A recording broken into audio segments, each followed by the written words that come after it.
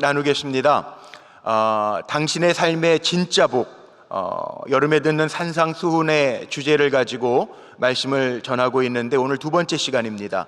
위로받는 사람들이라고 하는 제목으로 하나님의 말씀을 전합니다. 우리 사랑하는 성도님들, 온라인으로 예배드리시지만 하나님의 위로가 있으시기를 간절히 축복합니다. 우리가 위로가 있어야 살 것 같아요. 흔히들 그렇게 이야기하죠. 웃으면 복이 와요. 제가 어렸을 때 그 주일날 저녁이면 재밌게 보던 코미디 프로그램의 제목이 웃으면 복이 와요. 구봉서 장로님도 나오고 배삼룡 씨도 나왔던 그런 코미디 프로가 있습니다.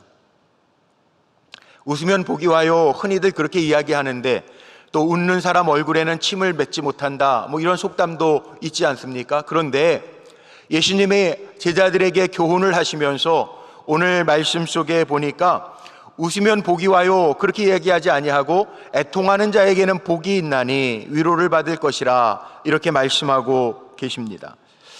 왜 역설적으로 이렇게 말씀하셨을까? 오늘 이 메시지를 통해서 깊이 묵상하면서 생각해 보려고 하는데, 이해를 돕기 위해서 요 최근에 나왔던 메시지 성경, 유진 피터슨 목사님이 현대어로 번역한 의미의 성경을 그대로 한번 제가 좀 읽어 드리려고 합니다. 메시지 성경으로 보면 이 마태복음 5장 4절 말씀을 이렇게 표현해 놨습니다. 가장 소중한 것을 잃었다고 느끼는 너희는 복이 있다. 그때에야 너희는 가장 소중한 분의 품에 안길 수 있다. 조금 더 이해가 쉽게 다가오십니까?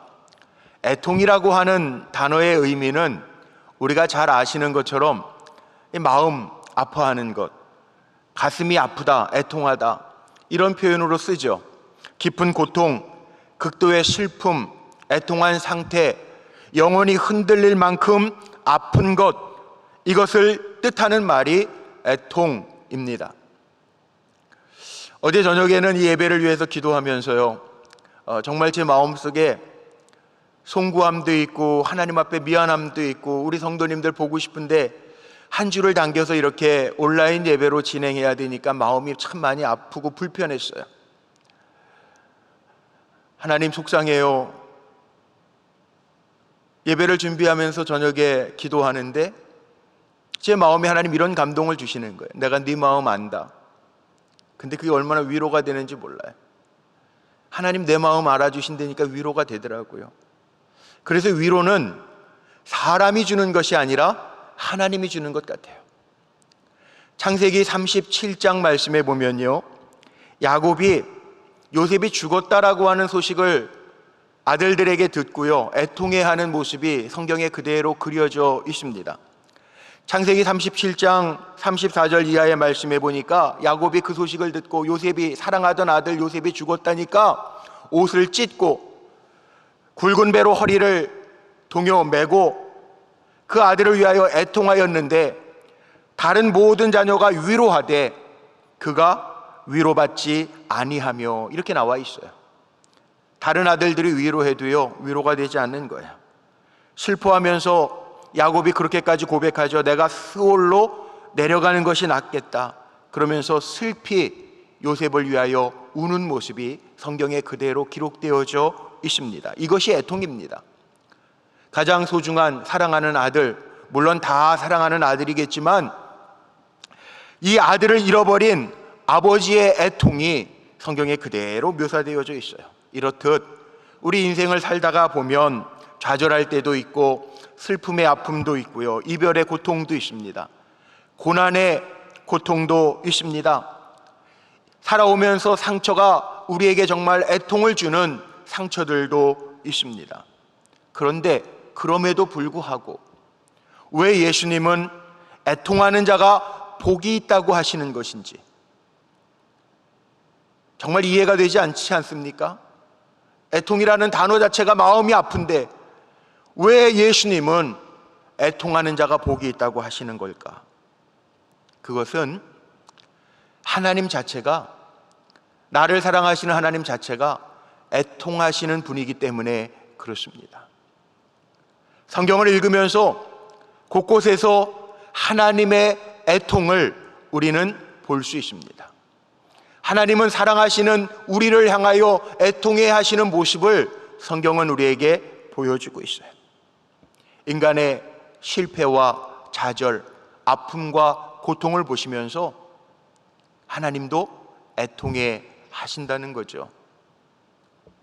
성경의 시작인 창세기 책을 봐도 하나님의 마음이 보입니다. 하나님이 세상을 창조하시고 인간을 다 만들어 놓으시고 사람 지어 놓으시고요, 하나님이 보시기에 심히 좋았더라, 그렇게 표현되어져 있는데 아담이 하나님과의 약속을 저버립니다. 하나님과의 약속을 깨트리고 숨습니다. 어느 날 하나님이 아담을 찾으십니다. 아담아, 네가 어디 있느냐? 하나님이 아담을 왜 찾으십니까? 아담을 향한 하나님의 마음이 담겨져 있습니다. 아담 때문에 아파하시고 아담이 하나님과의 약속을 깨트리고 넘어진 것에 대해서 아파하시는 그 애통이 고스란히 담겨져 있습니다. 아담아, 네가 지금 어디 있느냐? 아담아, 내가 지금 있어야 할 곳이 어디냐? 물으시는 것입니다. 아담만 그렇습니까? 가인이 죄를 지었을 때, 아벨 동생을 죽이고 났을 때 애통해 하시는 하나님은 가인을 부르시고 가인에게 물으십니다. 내 동생 아벨은 어디 있느냐? 하나님이 아벨이 어디 있는지 몰라서 물으시는 질문이 아닙니다. 가인에게 하나님은 묻습니다. 네가 왜 이런 죄를 지었느냐? 너 도대체 어떻게 하려고 이런 엄청난 죄에 빠졌느냐? 하나님의 아픔이 그대로 담겨져 있습니다. 하나님은 인간의 죄에 대해서 애통해 하시는 하나님이십니다. 함께 아파하시고 애통해 하시는 하나님. 하나님의 아들이신 예수님의 모습도 똑같습니다. 마가복음 5장에 보면 귀신 들린, 거라사 지방에 귀신 들린 한 사람의 이야기가 나옵니다. 그 귀신 들린 사람을 성경은 이렇게 묘사하고 있어요. 마가복음 5장 3절 이하의 말씀에 보니까 그 사람은 무덤 사이에서만, 죽음의 상징인 무덤 사이에서만 삽니다. 그를 쇠사슬로 묶을 수도 없습니다. 여러 번 쇠사슬로 묶어놨지만 끊고 고랑을 깨트렸다라고 표현하고 있고, 그를 아무도 제어할 수 있는 사람이 없다라고 표현합니다. 그 귀신 들린 사람은 산에서 소리 지르면서 돌로 자기의 몸을 해하고 있습니다. 사람들이 감히 접근하기조차 어려운 지경에 있는 사람입니다. 그런데 예수님은 그 스스로를 해하고 있는, 다른 사람이 제어할 수 없는 그 죽음의 권세가 붙들고 있는 거라사 지방의 귀신 들린 사람에게 찾아가십니다. 왜 그렇습니까? 주님은 애통하는 마음을 가지고 그를 그 더러운 귀신 들린 것에서부터 건져내시기 위하여 그를 찾아가신 거죠. 이것이 바로 예수님의 애통입니다. 매어있는 사람, 잘못된 것, 귀신에게 매어있는 사람을 풀어주시고자 하는 주님의 마음을 볼 수 있습니다. 주님의 마음이 이와 같아요. 요한복음 4장에 보면 사마리아 여자 수가성 한 여인의 이야기가 등장하죠. 남편이 5을 두었어도 그의 허함이 만족되지 않습니다. 그 여성에 찾아가셔서 예수님 그 목마름을 해결해 주십니다. 요한복음 4장 13절 이하의 말씀에 보면 이 물을 마시는 자마다 다시 목마르겠지만 내가 주는 물을 마시는 자는 영원히 목마르지 아니하리니 내가 주는 물은 그 속에서 영생하도록 솟아나는 샘물, 그 샘물이 되리라 주님이 말씀하십니다. 예수님의 모습이에요. 팔복의 말씀을 깊이 묵상하고 준비하면서 제 마음에 이런 마음이 듭니다. 지난 주간에 팔복 첫 번째 말씀을 전하면서요, 마음이 가난한 자가 복이 있다. 천국이 그들의 것이라. 그들이 누구냐? 제가 분명하게 전했어요. 이 팔복은 주님이 산상에서 말씀하시는 가르침 교훈은 주님을 따르는 무리들, 제자들에게 하신 말씀이라고 분명하게 전했는데, 이 말씀을 묵상하면 묵상할수록, 참복을 묵상하면 묵상할수록 깨닫게 되는 것이 무엇이냐 하면, 하나님이 우리에게 복 주시려고 가르치시는 교훈이기는 한데, 이 교훈 속에 담겨져 있는 하나님의 마음, 예수님의 마음을 볼 수 있다는 거예요. 나를 위하여 애통해 하시는 주님의 모습이 보입니다. 나를 위하여 안타까워 하시는 하나님의 모습이 보입니다. 믿는 우리를 향한 주님이 원하시는 모습이 어떠해야 되는지를 생각하게 됩니다. 우리도 하나님 닮은, 예수님 닮은 애통함이 내 마음에 있는가? 우리 사랑하는 성도님들, 어떤 마음을 가지고 살아가십니까? 우리 안에 애통하는 마음, 눈물이 담겨진 간절한 마음을 가지고 살아가고 계십니까? 혹 애통하는 마음이 있다면 무엇 때문에 애통하며 살아가고 계십니까?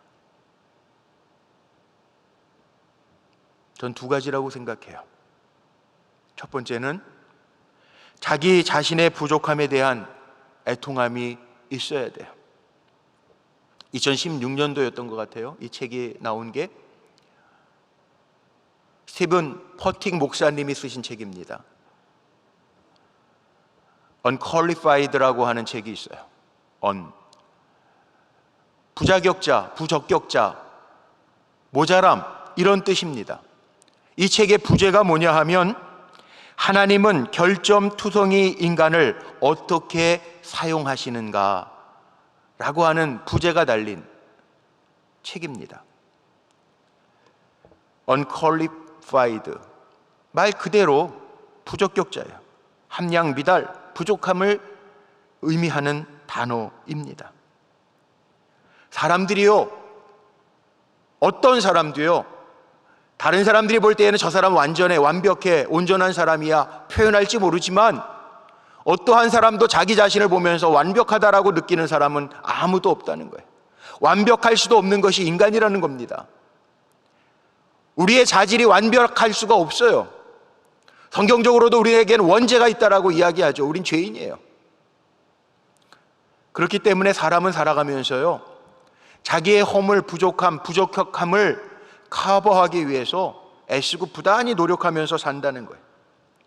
다른 사람들에게는 자기의 부족함을 보여주기 싫어서 자신의 오름에 대해서 증명하려고 애쓰고, 자신의 수고를 다른 사람들에게 알리기도 하고요, 자신을 드러내려고 하는데 애쓰면서 사는 게 바로 인간이라는 거예요. 자기의 정당함을 주장하기 위해서 큰 소리 치기도 하고, 때로는 자기 자신의 모습을 과장하기도 하고, 다른 사람들이 보기에 좋게 포장하기도 합니다. 그런데 결정적인 건 뭐냐?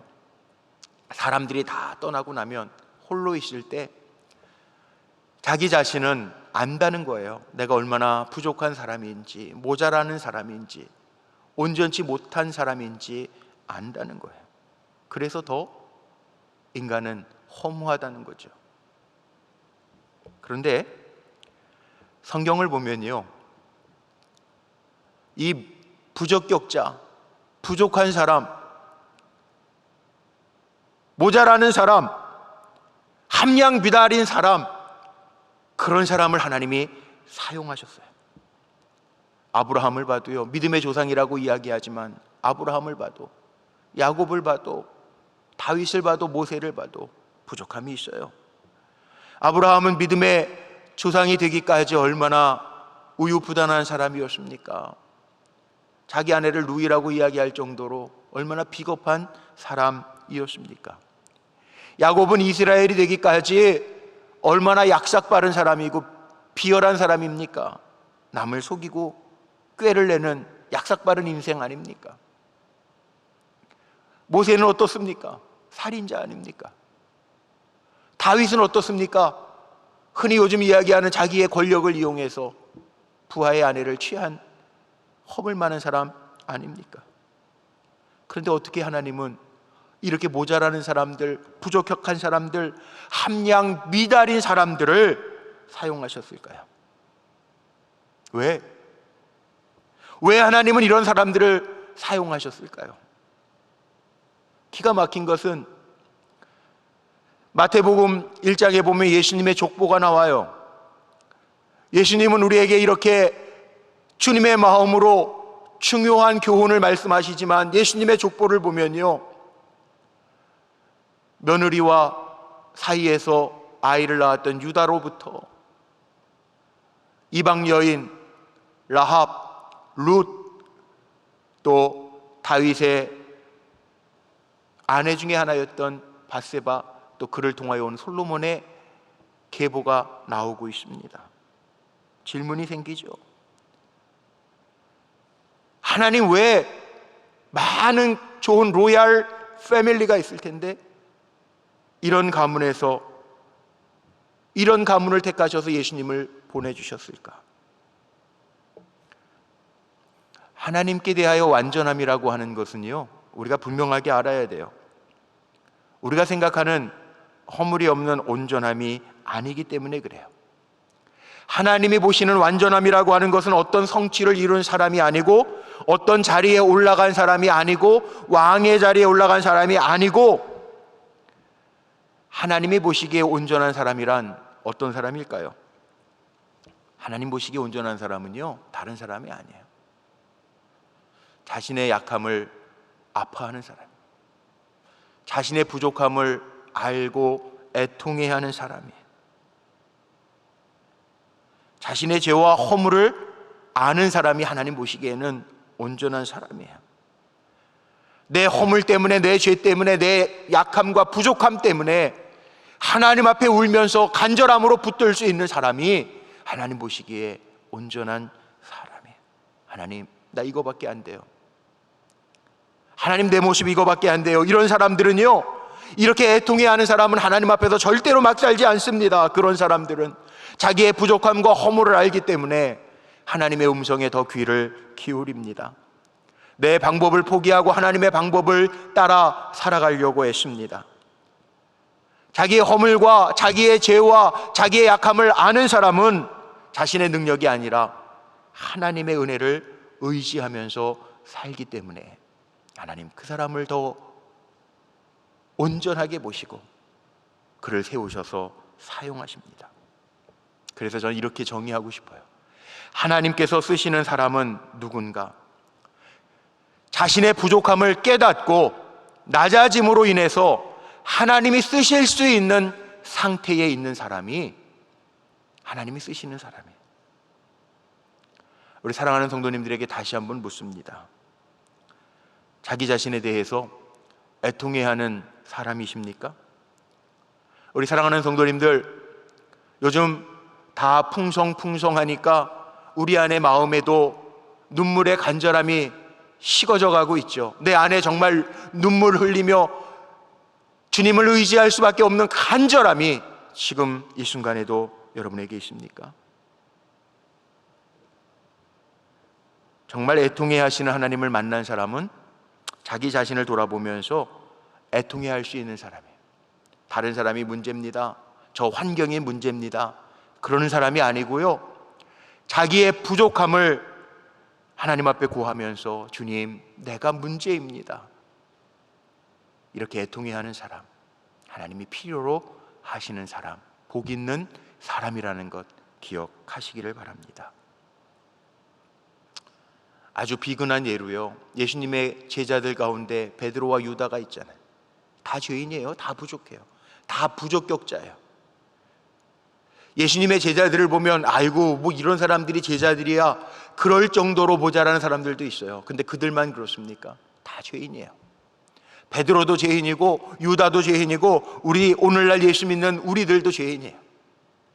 허물과 실수가 있는 사람들이에요.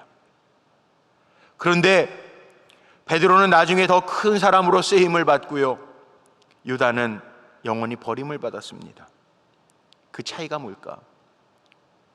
마음에 눈물의 애통함이 있느냐 없느냐의 차이입니다. 철저하게 회개하고 자기 자신이 통회하며 애통해하는 베드로, 회개의 눈물을 흘렸습니다. 가룟 유다도 깨닫기는 했지만, 뉘우치기는 했지만 애통해하는 눈물이 없었습니다. 애통해하는 자가 참복을 받아요. 애통해하는 자가 복이 있대요. 먼저는 우리 멀리 보지 말고 나 자신을 보면서 애통해할 수 있는 우리 성도님들이 되시기를 주의 이름으로 축복합니다. 두 번째는 우리가 뭘 보면서 애통해야 될까? 다른 사람들의 약함을 보면서도 애통함을 가져야 돼요. 왜 다른 사람이에요? 자기 자신을 향하여 내 부족함과 부적격을 본 사람은요, 다른 사람을 보면서도, 그 모습을 보면서도요, 단순히 비판만 하는 것이 아니라 그들의 모습을 보면서도 애통해함이 우리에게 있기 때문에 그래요. 이민 목회할 때 꼭 어느 교회든지 그런 분들이 있죠. 친절한 분들. 목사가 새로 오면 친절하게 목사님에게 가까이 하기 위해서 아주 친절해가지고, 너무 친절해가지고 목사님 만날 때마다 목사님 저 사람은 어떤 사람이에요? 저 사람은 어떤 사람이에요? 저 사람은 저래서 문제예요. 있더라고요. 근데 그 얘기를 하도 듣다 보니까요, 제 아내도 겁이 나요. 왜? 분명히 시간 지나면 우리 목사님은 이래서 문제야, 저래서 문제야. 우리 완벽한 사람 없잖아요. 나는 완전해, 그렇게 자신 있게 말씀할 수 있는 분은 없잖아요. 진짜 그리스도인이 누굽니까? 전 그렇게 생각해요. 진짜 그리스도인이라고 하는 것은요, 문제가 없는 사람이 그리스도인이 아니에요. 우리가 종종 신앙생활하면서 시험에 들었어요, 저 사람 보고 시험 들었어요, 그러는 분들이 있는데 제발 그러지 마세요. 사람 완전하지 않아요. 우리가 문제가 있기 때문에 내 문제를 알고 애통함을 가지고 주님 앞에 나온 사람들이 그리스도인들이에요. 문제가 없는 사람이 그리스도인이 아니라 문제가 있음을 알고 주님 앞에 겸손하게 엎드릴 수 있는 사람이 진짜 그리스도인이에요. 그러나 그리스도인들은 넘어지는 데 익숙한 사람들이 아니라, 우리가 넘어졌지만 일어나는 데 더 익숙한 사람들이 진짜 그리스도인들이죠. 성경에도 분명히 나와 있지 않습니까? 7번 넘어져도 아주 엎드려지지 아니함은 주께서 저를 붙드심이로다. 이게 그리스도인이에요. 그럼 우리가 다른 사람들을 어떻게 볼까요? 부족한 나도, 부적격자인 나도 하나님 이렇게 사용하시는데, 다른 사람의 약함을 보면서 단순히 손가락질하고 난 저 사람 때문에 안 해, 그래야 되는 게 맞을까요? 아니에요. 예수님께서 말씀하시는 애통하는 자가 복이 있다라고 하는 말씀의 의미는, 나의 부족함도 하나님 받아주셨는데 다른 이들의 부족함도 그 하나님을 경험한 우리가 그 부족함도 가지고 하나님 앞에 갈 수 있는 사람, 그 사람의 마음을 가지고 애통함으로 아뢰일 수 있는 사람, 그 사람이 하나님 찾으시는 사람이에요. 예수님의 가르침, 가장 큰 가르침이 뭐냐고 우리 성도님들에게 질문하시면 여러분 뭐라고 대답하실래요? 불교에서도 그러죠. 부처님의 가르침이 뭡니까? 그러면 자비입니다 그러잖아요. 그럼 우리 사랑하는 성도님들 한번 스스로 생각해 보세요. 누군가가 나에게 예수님 믿는다고 하는데 예수님의 가장 큰 가르침이 뭡니까? 물어보면 여러분 뭐라고 그러실래요? 복 받는 거요? 그게 예수님의 가르침이에요? 주님이 말씀하시는 팔복 속에 야 너희들 이런 복 받아라, 야 너희들 잘 되라, 너희들 취직 잘 되라, 돈 많이 벌어라, 그런 복이 있나요? 아니에요. 우리가 분명히 기억해야 돼요. 예수님의 가장 큰 가르침 뭡니까? 예수님은 하나님의 말씀을 두 가지로 요약해 놓으셨다고 제자들에게 말씀하셨어요. 주님은 율법을 두 가지로 요약해 놓습니다. 하나님 사랑과 이웃 사랑입니다. 하나님이 나를 그렇게 사랑해 주셨는데 나도 그 마음 가지고 내 이웃을 사랑하겠다. 이게 가장 큰 가르침이죠. 이 가르침 때문에 제자들도 외치잖아요. 야, 보이지 않는 하나님 사랑한다고 하면 도대체 뭐야 이게? 보이는 이웃도 사랑하지 못하면서 어떻게 보이지 않는 하나님을 사랑한다고 니네가 말할 수 있냐? 말씀하시잖아요. 그렇습니다. 부족하지만 하나님 나를 사랑해 주셨는데, 나 같은 인간도 하나님 사용하시는데, 저 사람 저렇게 부족해도, 부족격자인 것 같아도 저에게도 하나님의 애통함을 가지고 사랑하실 거야. 그 마음을 갖는 거, 그게 애통함이라는 거예요. 이웃과의 관계에서도 이런 마음을 가지고 사는 사람이 복이 있다고 예수님은 말씀하고 계십니다. 다른 사람에 대해서 애통함이 있는가? 이 진짜 복 있는 사람이라. 요즘 사람들은 누구나 하나 다 예외 없이 바쁘잖아요. 바쁘게 살아갑니다. 그러다 보니까 다른 사람들에게는 눈 돌릴 틈도 없고 관심도 점점 갖지 않습니다. 성경은 이렇게 얘기하죠. 로마서 12장 15절 말씀에 보니까 즐거워하는 자들과 함께 즐거워하고 우는 자들과 함께 울라. 이웃사랑이에요. 즐거워하는 사람과 함께 기뻐해주고 우는 자들이 있으면 애통한 마음을 가지고 함께 울어주라는 거예요. 예레미야 선지자를 가리켜서 우리가 많은 선지자가 있지만 눈물의 선지자라고 이야기합니다. 왜 그렇게 표현하죠? 예레미야 선지자는 눈물의 선지자라고 표현하는 이유가 있어요. 자기 동족을 위해서 끊임없이 울었기 때문에 그래요. 예레미야서에 보면 그런 말씀들이 있죠. 9장 1절, 어찌하면 내 머리는 물이 되고 내 눈은 눈물의 근원이 되고 죽임을 당한 내 딸, 내 백성을 위하여 주야로 울리로다. 밤낮으로 운다는, 자기 백성을 위하여.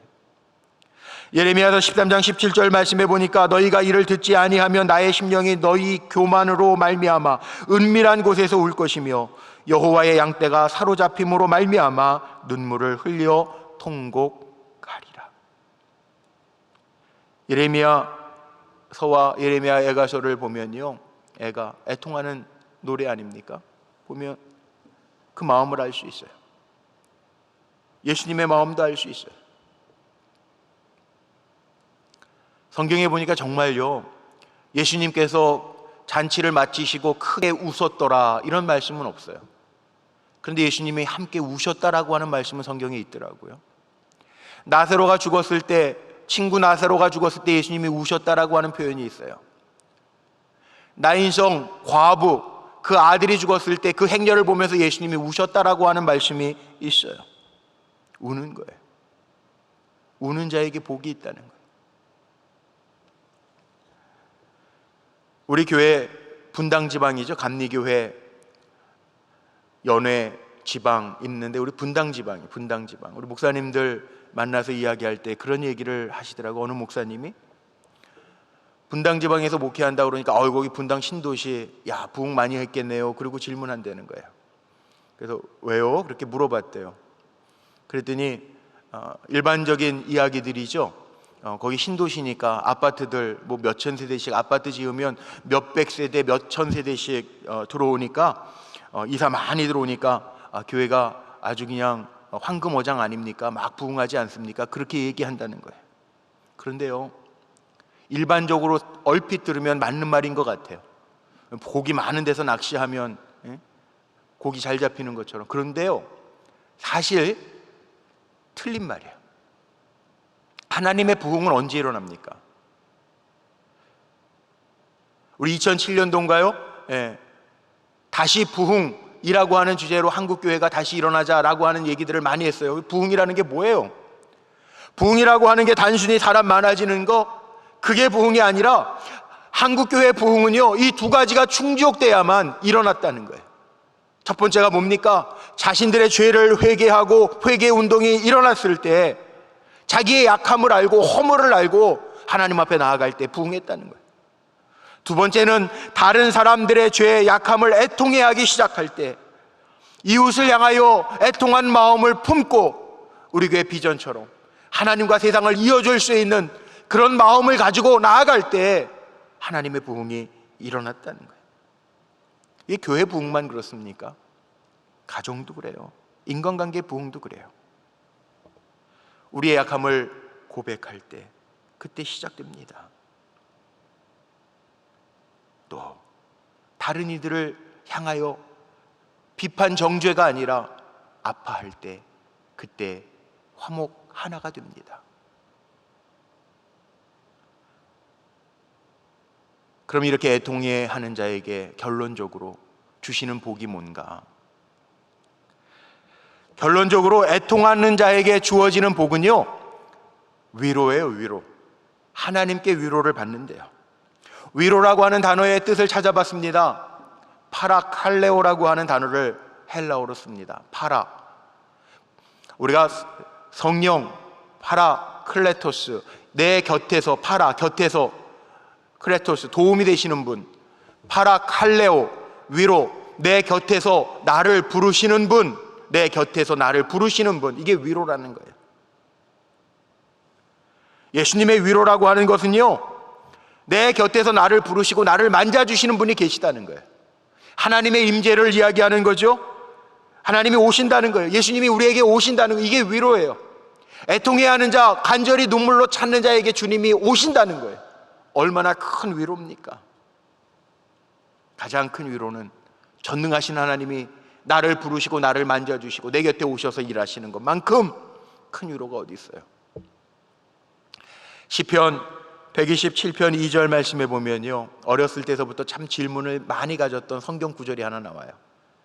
너희가 일찍이 일어나고 늦게 누우며 수고의 떡을 먹음이 헛되도다. 그러므로 여호와께서 그의 사랑하시는 자에게는 잠을 주시는도다. 이상하다. 하나님 사랑하는 자에게 왜 잠 주지? 깨워야지. 예배 시간에 잠 주무시는 분들, 지금 혹시 온라인으로 예배 드리면서 다른 환경이 없고 그냥 집중만 해야 되니까 주무시는 분 혹시 가족들 중에 계신지도 모르겠어요. 하나님이 사랑하시는 자에게 잠을 주신다 그랬으니까 잘 자라. 하나님 참 너 많이 사랑하시는구나. 우리 보통 그렇게 생각하죠. 아니에요. 그 뜻이 아니에요. 자신의 수고로 아침부터 밤늦게까지 일하고 수고의 떡을 먹는 사람이 있다는 거예요. 그러나 자기의 힘으로 수고하고 수고의 떡을 먹는 사람들도 항상 근심하면서 살게 되어 있어요. 안심이 안 되기 때문에. 내일은 또 어떻게 되지? 아침부터 저녁 늦게까지 수고의 떡을 먹어도요, 내일은 또 어떻게 하지? 이 믿음 없음이에요. 그런데 하나님이 사랑하시는 자에게는 잠을 주신다. 수고의 떡이 아니라 평안의 떡을 먹고 사는 사람들이 있다는 거예요.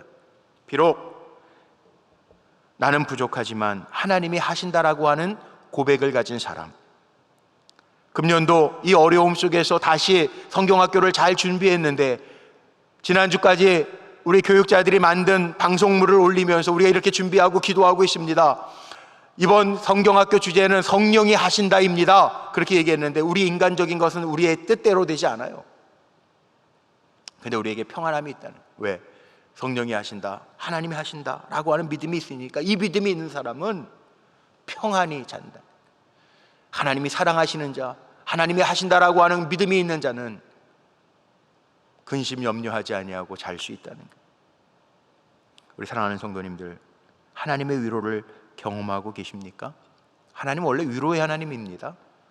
고린도후서 1장 4절 말씀해 보니까 하나님을 이렇게 사도 바울은 소개했어요. 우리의 모든 환난 중에서 우리를 위로하사 우리로 하여금 하나님께 받는 위로로서 모든 환난 중에 있는 자들을 능히 위로하게 하시는 이시로다. 하나님 위로하신 하나님, 위로하신 하나님. 그리고 그 위로의 하나님은 우리로 하여금도 그 환난을 위로할 수 있는 또 다른 사람이 되게 해서 하나님께 받은 위로로서 위로할 수 있는 사람이 되게 하신다라고 하는 말씀이에요. 오늘 말씀 마칩니다. 우리 사랑하는 성도님들, 지금 우리가 살아가고 있는 시대는 혼돈의 시대입니다. 한계가 많은 시대를 우리가 살고 있습니다. 여실하게 느끼잖아요. 눈에 보이지도 않는 바이러스 때문에 이렇게 힘든 시간을 또 보내야 되잖아요. 그러나 중요한 것이 있습니다. 우리는 복 있는 사람이에요. 나의 부족함과 허물을 주님 앞에 내어놓을 수 있는 사람이에요. 내가 사랑하는 이웃들, 남의 삶도 생각하면서 애통함을 가질 수 있는 사람들, 그 사람들이 복 있는 사람이라고 하나님은 말씀하고 계세요. 오늘 이 말씀 두 번째 복을 듣는 우리 성도님들마다 눈물에 간절함이 있는 애통함을 갖는 자가 되어서 하나님의 위로를 받는 복 있는 사람으로 살아가시기를 주님의 이름으로 축원합니다. 기도하시겠습니다.